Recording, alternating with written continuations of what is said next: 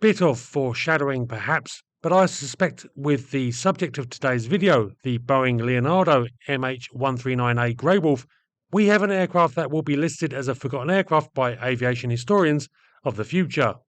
But that isn't to say that the Grey Wolf is a bad aircraft. It's just its current order status is rather low key and currently for just one customer, the United States Air Force. MH-139s are intended to replace the USAF's small fleet of Bell UH-1N helicopters, the Air Force's final examples of the legendary Huey still in service.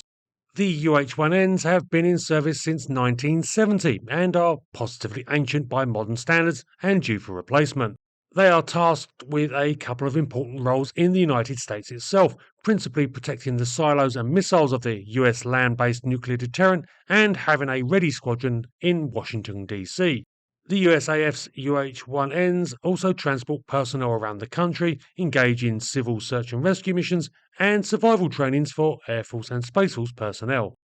Obviously, not the most glamorous of missions flown by the various US military services, but critical nonetheless, and the age and capabilities of the old Hueys was causing some concern by the early 2000s. The UH-1Ns had limited range, slow speed, low payload capabilities, and no weaponry or countermeasure protection. They are also about 4 times over their designed airframe hours. With evolving requirements and different threats from the time the UH-1s first entered service, the Air Force decided to pursue a replacement helicopter. In 2018, they awarded Boeing a $2.4 billion contract for 84 MH-139As, which the USAF said came in at $1.7 billion under budget. The Grey Wolf is a militarized version of the Leonardo AW139. A highly popular helicopter on the international market with well over 1,000 built, the AW139 is an excellent basis for the new military helicopter, with the airframes built at Leonardo's factory in Philadelphia before being brought up to full MH-139A standard by Boeing. These modifications include the fitting of cockpit and cabin armour, self-sealing and crash-resistant fuel tanks, an AN/AAR-47 missile warning system, an AN/ALE-47 countermeasure dispenser set, and a forward-looking infrared camera system. Additionally, the MH-139 has 2 externally mounted M240 crew-served weapons. The cockpit is thoroughly modern with state-of-the-art avionics and glass screen instrument panels.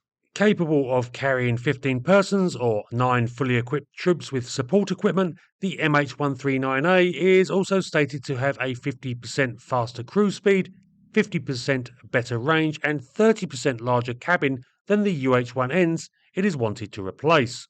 All in all, it would seem to be an excellent replacement for the old stalwarts. And for those out there wondering why the UH-60 Black Hawk wasn't selected, well, several variants were considered for the job, but ultimately the Grey Wolf was thought to be cheaper both to buy and to run. However, there have been a few issues with the program. For starters, the MH-139 had problems getting its FAA certification to operate in the United States. US military aircraft are normally exempt from this, but as the Grey Wolf will primarily be US based, it was needed, and the certification issues slowed down acquisition. There were also some concerns expressed about the viability of the door gunners being able to do their job in the winter, as some of the nuclear missile sites have extremely cold conditions. No doubt this will provide fodder for US Army personnel who are based in Alaska, giving them a new weapon in the banter wars between the services. Despite these issues, the first of the 6 pre-production aircraft was delivered in 2020 for testing, and in March this year, MH-139s were delivered for operational assessments at Malmstrom Air Force Base, followed in August with the delivery of the first of the production aircraft to the USAF.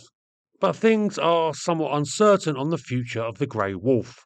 The USAF announced initially that they would cut orders down to 74 airframes, which was swiftly followed by an announcement that in total the USAF now only wants 42 MH-139As, a total which includes the original 6 pre-production aircraft. Naturally, the cut in orders has meant a considerable saving on the original order, with the program's estimated budget being slashed from $2.55 billion to $1.42 billion, though it has also seen the unit cost per helicopter increase to $39.37 million from $34.47 million.